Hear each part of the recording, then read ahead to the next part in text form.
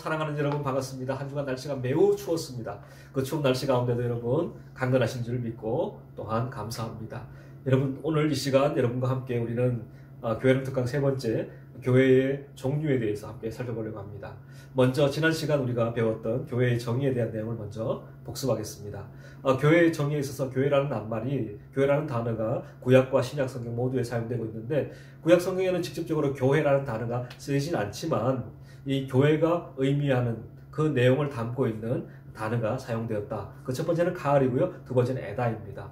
또한 신약 성경에는 시나고게라는 단어와 에클레시아라는 단어가 사용됐습니다. 영어로는 처치, 또한 독일어로는 키르케라는 단어인데 이 두 단어의 어원이 같아요. 바로 헬라어 퀴리아케라는 단어인데 이 단어의 의미는 주님께 속하다라는 의미예요.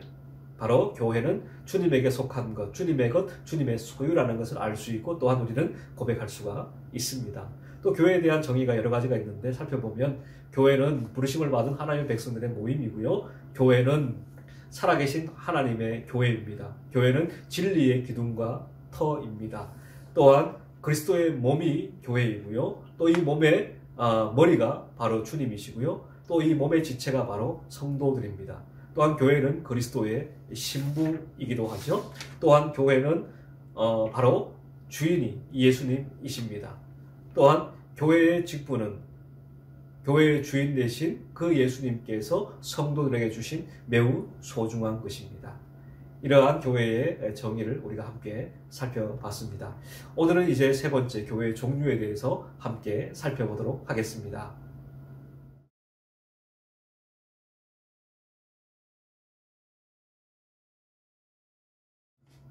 자, 이제 교회의 특징에 대해서 함께 살펴보도록 하겠습니다. 교회의 특징에는 먼저 보이는 교회와 보이지 않는 교회로 구분되어집니다. 보이는 교회를 유형교회, 보이지 않는 교회를 무형교회라고 부릅니다. 유형교회는 바로 이런 교회죠. 지상에 있는 그리스도인들이 보는 교회입니다. 지상교회 대부분이 이러한 유형교회에 해당이 돼요.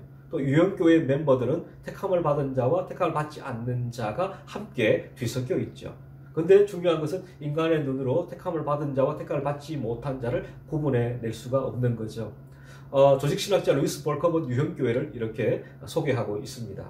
무형교회는, 눈에 보이지 않는 무형교회는 당연히 유형적인 형체를 취하게 된다. 눈에 보이는 유형적인 형체를 취하게 되는데 그것이 바로 유형교회이다라는 거죠. 마치 사람의 영혼이 신체에 개입하여 이 신체를 통하여 자체를 나타내는 것처럼 무형교회는 단순히 영혼들로 구성되어 있어 필연적으로 자체를 표현하게 될 외형적인 조직체에서 유형적인 형태를 취하는 것이다. 교회는 신앙 고백과 행위에서, 말씀과 성경에서, 외형적인 조직과 정치에서 유형적으로 된다라고 정의하고 있습니다. 이제 이어서 보이지 않는 교회, 무형교회에 대해서 함께 살펴보겠습니다. 사람은 정확히 알 수 없지만 하나님께는 분명히 보이는 교회인데 왜냐하면 하나님이 택하신 모든 백성이기 때문이다 라고 말합니다. 무형교회란 눈에 보이는 건물, 특정 시대, 특정 민족에 국한된 것이 아니라 매우 포괄적인 범위로서 하나님의 구속사에 있어서 부르심을 받은 모든 자가 이 무형교회에 해당이 되는 것입니다. 이 무형교회는 또한 넓은 의미가 있고요. 또한 좁은 의미가 있어요. 무형교회의 넓은 의미는 이것입니다. 그리스도 안에서 구원받기로 선택된 자들 전체로 구성된 유기적 단일체이다.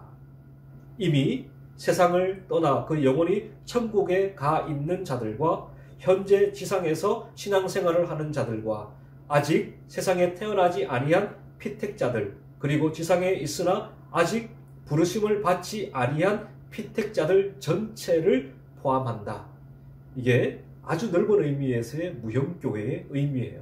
이제 좁은 의미에서 무형교회의 의미는 유효적 소명과 성령의 중생시키는 역사를 받아 현재 지상에서 신앙생활을 하고 있는 피택자들로 구성된 유기적 단일체. 이것이 좁은 의미에서의 무형교회다라고 정의하고 있습니다. 또 이제 이어지는 교회의 종류입니다. 바로 지역교회와 보편교회입니다. 지역교회는 이렇게 정의할 수 있죠. 어떤 특정한 지역에 모이는 교회, 이것이 바로 지역교회입니다. 보편교회는요, 하나님께 택함을 받고 그리스도의 이름을 부르는 모든 사람을 포함한 하나의 교회. 이것이 바로 보편교회입니다.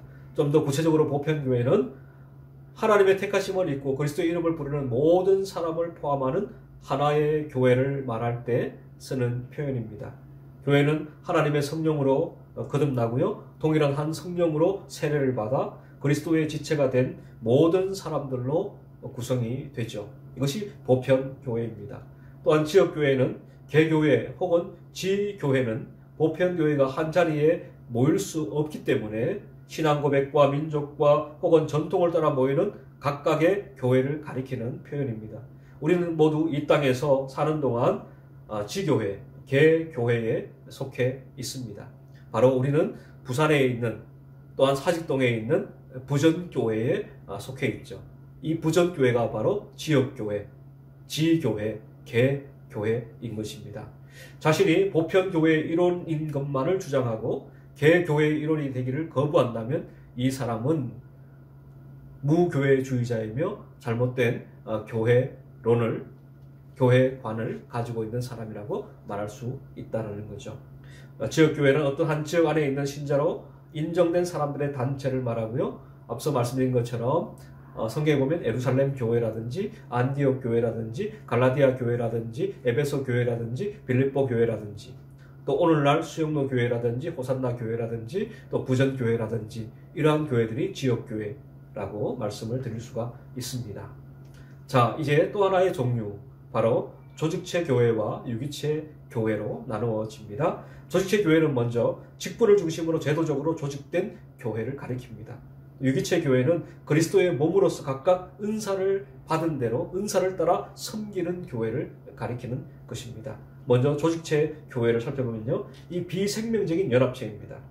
유형교회가 구원의 방주로서의 사명을 수행하기 위하여 일정한 행정 조직이 필요하게 된 바, 이것이 곧 조직체로서의 교회가 되는 것입니다. 이것을 한마디로 정의하면 일정한 행정 조직 안에 들어있는 유형교회라고 할 수가 있습니다. 직분을 중심으로 제도적으로 조직된 교회이고 대부분의 교회가 이에 해당이 되겠습니다. 또 하나 유기체로서의 교회인데요, 이것은 생명적인 연합체입니다. 그리스도 안에서 생명으로 말미암아 구원의 적용을 받고 있는 신자들의 단체라고 할 수 있죠. 그래서 로마서 12장 5절을 보게 되면 이와 같이 우리 많은 사람이 그리스도 안에서 한 몸이 되었다. 이것이 바로 유기체라는 말이죠. 또한 서로 지체가 되었다라는 표현입니다.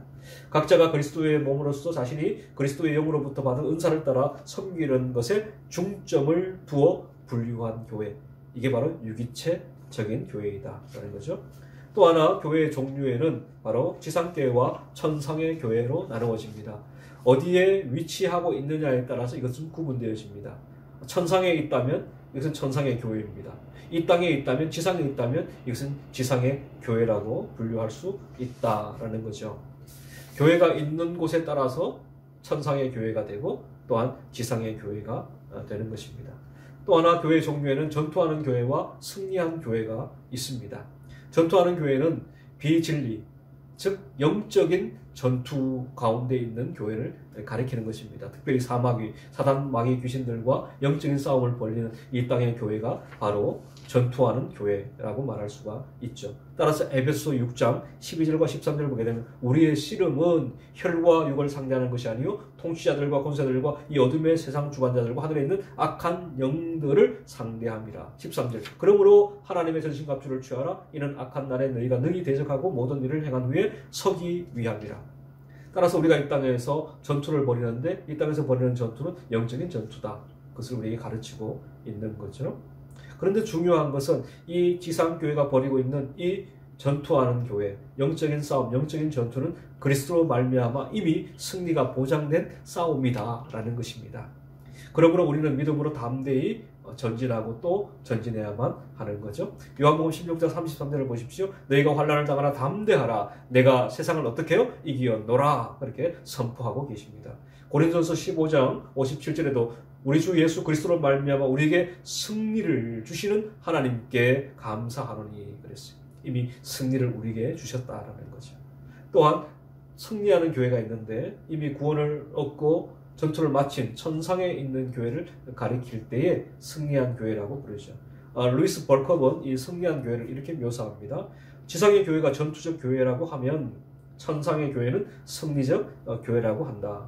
여기서는 창검이 승리의 종려나무로 바뀌어지고 싸움의 함성이 승리의 노래로 변화지며 십자가는 면류관으로 대치된다. 싸움은 지나가되 승리로 끝났으며 성도들은 그리스도와 함께 영원히 다스리게 된다. 이것이 바로 천상의 승리한 교회라고 루이스 벌컵은 묘사해주고 있습니다. 이제 결론입니다. 여러분, 오늘 교회의 종류에 대해서 살펴봤습니다.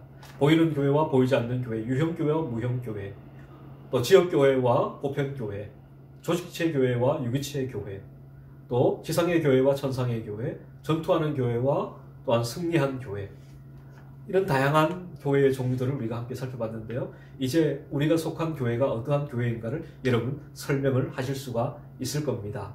여러분 오늘 많이 수고하셨고요. 다음 시간에는 네 번째 강의가 되겠습니다.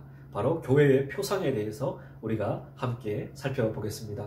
이 표상이라는 단어가 좀 어려울 수 있는데 교회를 묘사하는 비유 또 상징을 표상이라고 말합니다. 다음 시간 여러분 기대해 주시고요. 한 주간 건강하시고 다음 시간 우리 다 함께 만나겠습니다. 감사합니다.